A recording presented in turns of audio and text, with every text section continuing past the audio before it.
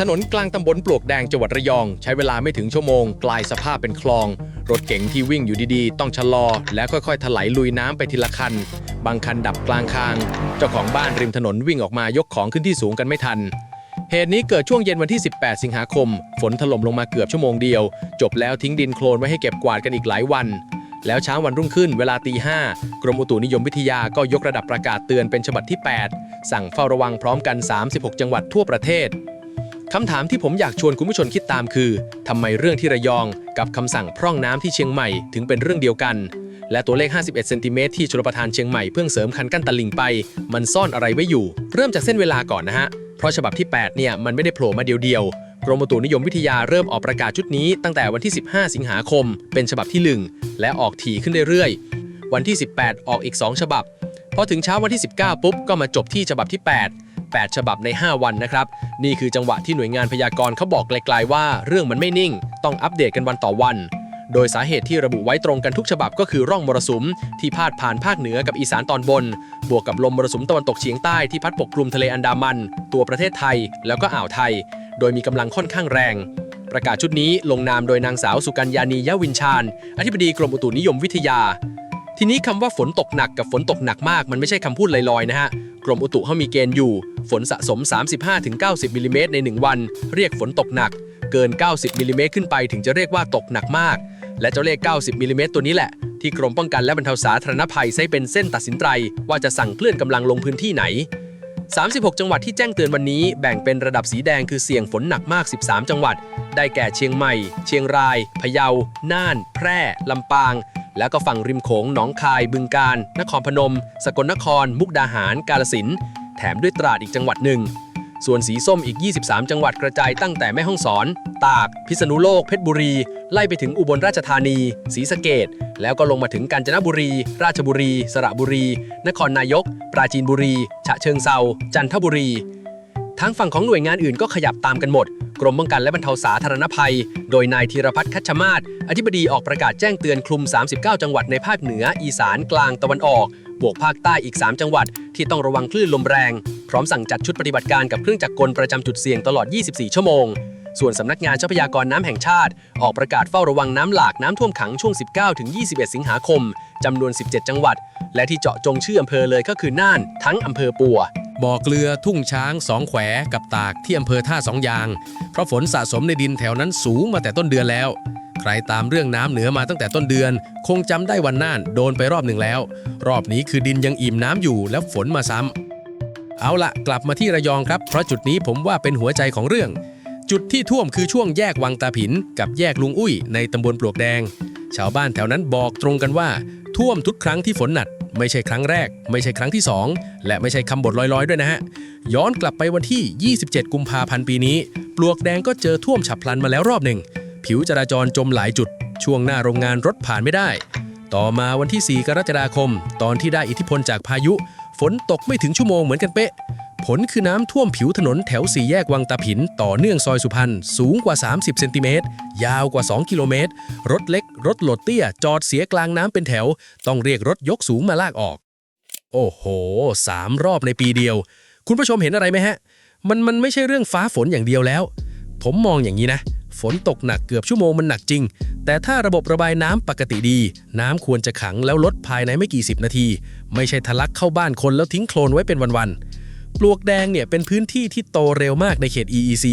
โรงงานขึ้นเป็นดอกเห็ดหมู่บ้านจัดสรรตามมาที่นาที่เคยเป็นแอ่งรับน้ำถูกถมสูงขึ้นทีละแปลงน้ำที่เมื่อก่อนมันซึมลงดินหรือไหลลงคลองธรรมชาติพอถูกปิดทางปุ๊บมันก็เหลือทางเดียวคือไหลลงถนนเพราะถนนคือที่ต่ำที่สุดที่เหลืออยู่แล้วท่อระบายน้ำริมถนนที่ออกแบบไว้ตั้งแต่สมัยที่แถวนั้นยังเป็นสวนมันรับปริมาณน้ำของเมืองอุตสาหกรรมไม่ไหวหรอกครับยิ่งบวกกับตะกอนดินจากไซต์ก่อสร้างที่ไหลลงท่อสะสมกันไปเรื่อยๆท่อที่มีอยู่ก็เหลือพื้นที่จริงไม่เท่าที่วาดไว้ในแบบสรุปง่ายๆคือชาวบ้านไม่ได้เจอภัยธรรมชาติล้วนๆเขาเจอส่วนที่คนสร้างเองด้วยและสิ่งที่เขาเรียกร้องก็ตรงมากให้หน่วยงานลงมาสำรวจระบบระบายน้ำทั้งเส้นหาสาเหตุจริงๆแล้ววางแผนแก้ยาวไม่ใช่มาลอกท่อทีนึงตอนน้ำท่วมแล้วก็เงียบไปเพราะภาระที่ตกกับเขาคือทุกครั้งที่น้ำลดต้องมาล้างโคลนหน้าบ้านกันใหม่หมดเตียงตู้ของในบ้านชั้นล่างเสียหายซ้ำๆ อันนี้ผมว่าเทศบาลตำบลปลวกแดงกับหน่วยงานจังหวัดต้องตอบให้ได้ว่าแผนระยะยาวอยู่ตรงไหน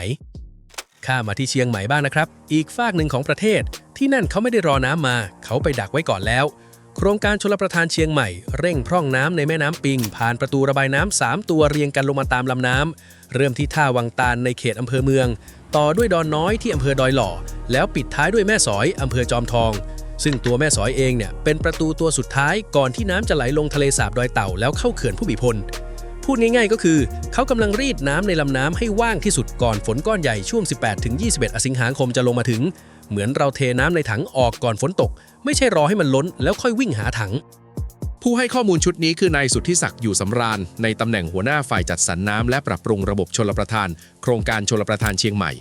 ท่านระบุว่านอกจากพร่องน้ำแล้วยังบูรณาการร่วมกับ 62 หน่วยงานเตรียมเครื่องสูบน้ำไว้ 98 เครื่องมีเจ้าหน้าที่กับเครื่องจักรกลพร้อมออกทำทีกำจัดวัชพืชในลำน้ำไปแล้วกว่า 6,000 ตันและก็ตรวจอาคารชลประทานตลอดลำน้ำปิงช่วงเชียงใหม่ถึงลำพูนให้ใช้งานได้เต็มร้อยตรงนี้ขอหยุดอธิบายให้เห็นภาพหน่อยครับทำไมต้องเก็บวัชพืชด้วยหลายคนอาจจะสงสัยคือลำน้ำที่มีผักตบชวาลอยเต็มเนี่ยมันเหมือนท่อที่มีเศษผ้าอุดอยู่ครึ่งท่อ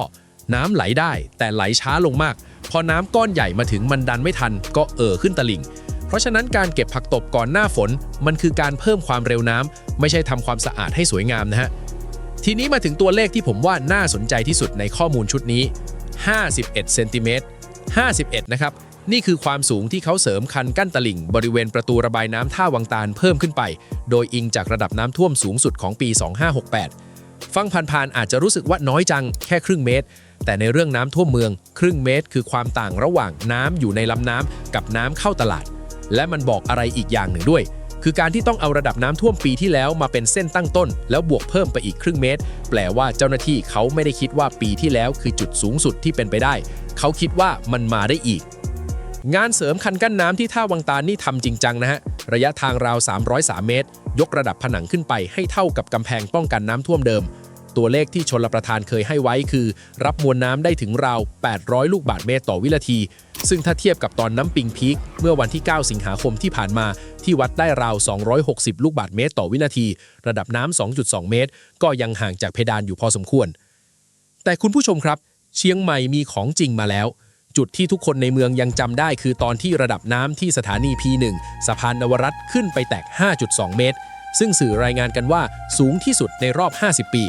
ตอนนั้นน้ำทะลักเข้าตลาดวโรรสตลาดต้นลำไยไนท์บาซาร์ถนนช้างคลานลึกบางจุดถึงระดับอกทั้งที่จุดวิกฤตของสถานีนี้อยู่ที่ 3.7 เมตรเห็นไหมฮะว่ามันเกินไปไกลแค่ไหนเพราะฉะนั้นเวลาเราได้ยินว่าตอนนี้ P1 อยู่ในสภาวะปกติอย่าพึ่งวางใจเพราะระดับน้ำในลำน้ำมันขึ้นจากปกติไปถึงวิกฤตได้ในเวลาไม่กี่ชั่วโมงถ้าฝนลงตรงจุด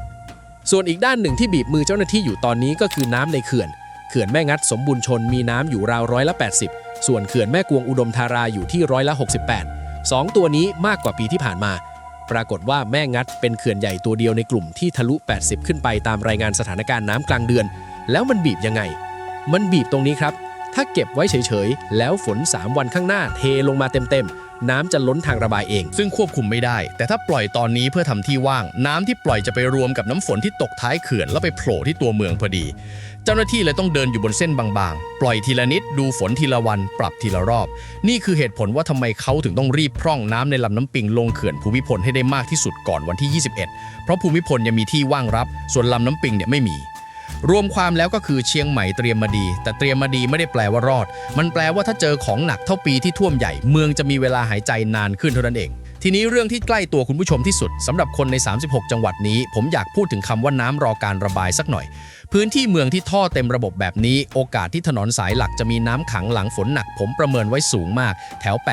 85-90% ในจุดที่เคยท่วมซ้ำๆอยู่แล้วที่ต้องระวังมีอยู่ไม่กี่เรื่องแต่เป็นเรื่องที่ทำให้คนบาดเจ็บและเสียตังค์จริงเรื่องรถก่อนน้ำบนถนนที่ดูตื้นๆมันหลอกตาที่สุดเพราะเราไม่เห็นว่าใต้น้ำมีหลุมมีฝาท่อเปิดหรือขอบคันหินอยู่ตรงไหนมอเตอร์ไซค์ล้มในน้ำขังคือเรื่องที่เกิดบ่อยที่สุดส่วนรถเก๋งถ้าน้ำสูงถึงระดับที่ท่อไอดีดูดน้ำเข้าไปเครื่องดับทันทีและการฝืนสตาร์ทซ้ำตอนนั้นแหละที่ทำให้ค่าซ่อมจากหลักพันกลายเป็นหลักหมื่นหลักแสนใครมีประกันชั้น1ส่วนใหญ่คุ้มครองน้ำท่วมแต่ถ้าดับแล้วสตาร์ทซ้ำจนเครื่องพังตรงนั้นบริษัทอาจจะมองว่าเป็นความประมาทเพราะฉะนั้นดับแล้วปล่อยไว้โทรเรียกรถลากดีกว่าเยอะ เรื่องที่ 2 คือไฟฟ้าอันนี้อันตรายที่สุดในบ้านน้ำเข้าบ้านเมื่อไหร่ให้สับคัทเอาท์หรือปิดเบรกเกอร์หลักก่อนเลยอย่าเดินลุยน้ำในบ้านที่ไฟยังจ่ายอยู่ปลั๊กพ่วงที่วางกับพื้นตู้เย็นเครื่องซักผ้า3ตัวนี้แหละที่โดนก่อนเพื่อนแล้วซ่อมแพงด้วยยกขึ้นบนโต๊ะบนม้านั่งก่อนน้ำมาถึงมันใช้เวลา5นาทีแต่ประหยัดไปได้หลายหมื่นใครไฟฟ้ามีปัญหาโทรการไฟฟ้าส่วนภูมิภาคที่1129ในเขตนครหลวงที่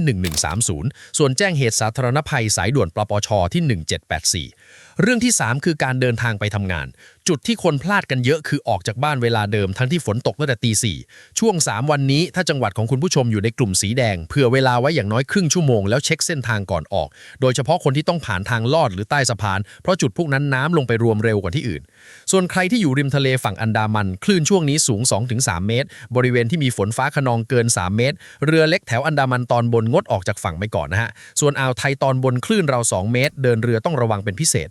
หมุดที่ต้องดูกันจริงๆใน3วันนี้มีอยู่จุดเดียวครับระดับน้ำที่สถานี P1 สะพานนวรสถ้าตัวเลขไต่ขึ้นไปแตะช่วง3เมตรกว่าๆเมื่อไหร่นั่นคือสัญญาณให้คนย่านตลาดวโรรสช้านคลานวัดเกตฟ้าห้ามป่าตันเริ่มยกของขึ้นชั้น2ได้เลยไม่ต้องรอประกาศเพราะน้ำจากเชิงเขาไม่เคยรอให้ใครประกาศก่อนสักที